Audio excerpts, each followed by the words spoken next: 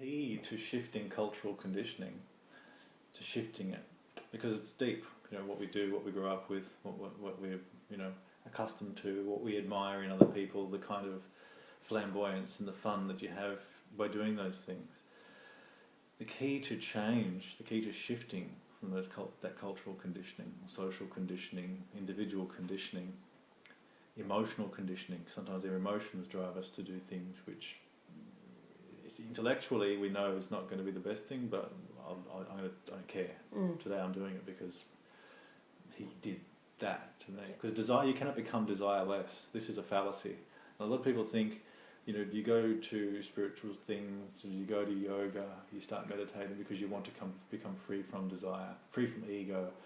This is not a proper understanding.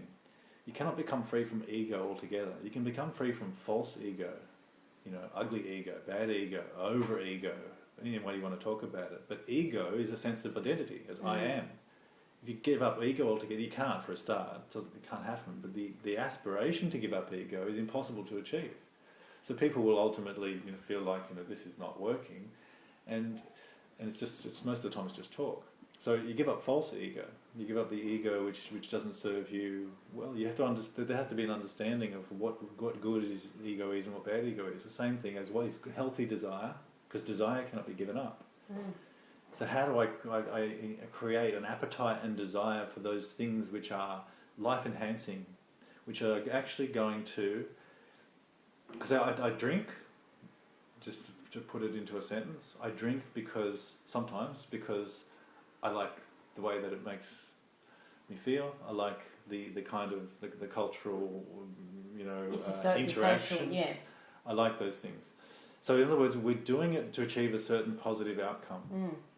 Now, ultimately, we're not going to be satisfied with just that.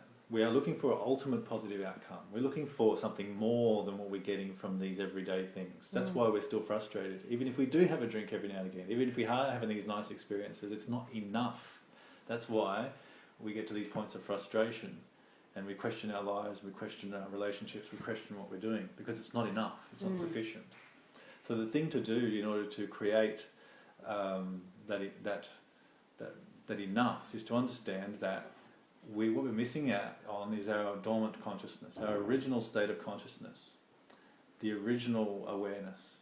To re-establish that and create desires based around the establishment of that means to become so much more deeply fulfilled that the desire to do things which are contrary to that, or which are at least a distraction from that, and by the way, we don't have much time, we can't afford to be distracted, will just fade away. Because it's a higher taste. The taste you're getting from the thing which is, whether it's alcohol or whatever it is one level. If you achieve something which is getting you at least that, plus more, then that thing becomes superseded. It becomes irrelevant.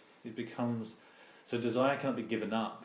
You can't stop doing things, you have to replace. And everything that we have in our lives at this point is a substitute for something real. So we do these things and we see the effect it has on our body, but still we want to do them a little bit to a degree because it's fun. If we got something which was more substantial, and I'm not saying I don't know what this thing is, I'm just saying first the premise needs to be established that we need, how we need to do this before you start talking about what it is that you need to do. Is desire cannot be given up, but rather we need to remove the substitute by putting in place the actual essence, the real thing that we're searching for. That's the next thing. First of all, you have the desire has to be there, the recognition that yes, this makes sense. First of all, that has to be there, the sense that I understand within myself. I hear what you're saying, and I know that to be true. That something that I said to you just now touched you, and you understand that I know what I'm talking about. You see the relevance, the importance of that. You know that yes, we can go endlessly in life just hanging on to things and not really making any clear-cut decisions and not living by any principles completely because we don't want to hedge our bets. We don't want to sort of miss out on the fun we have here because what the fun I get from here is not enough. So if I stop doing that altogether, if I make a clear decision not to do that, then I could be missing out on something.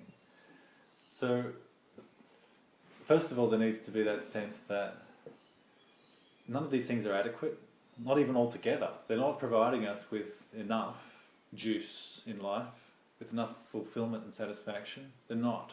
They come and they go. It's nice, but then it's over.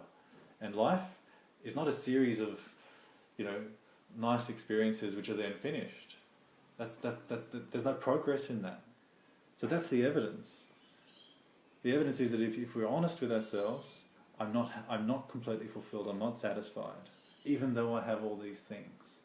Now, a person who's honest like that, who hears this deeply and who knows that this is true, then that person is qualified to understand the next thing, which is how. How do I attain that? The only price to pay is the deep, almost you could say greed. That's actually the word that's used.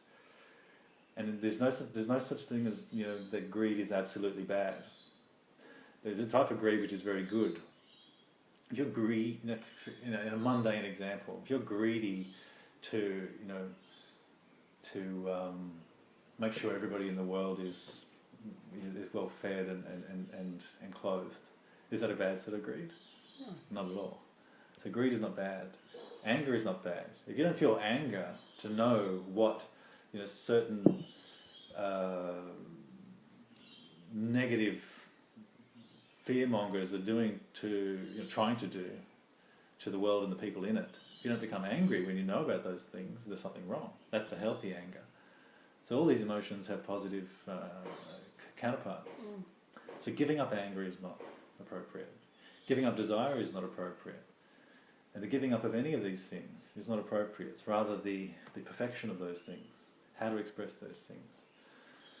So once you feel powerfully that you have that greed, you have that need, then you become qualified to appreciate, even though that it's a little culturally at odds, because we didn't grow up chanting mantras. None of us did. I didn't either.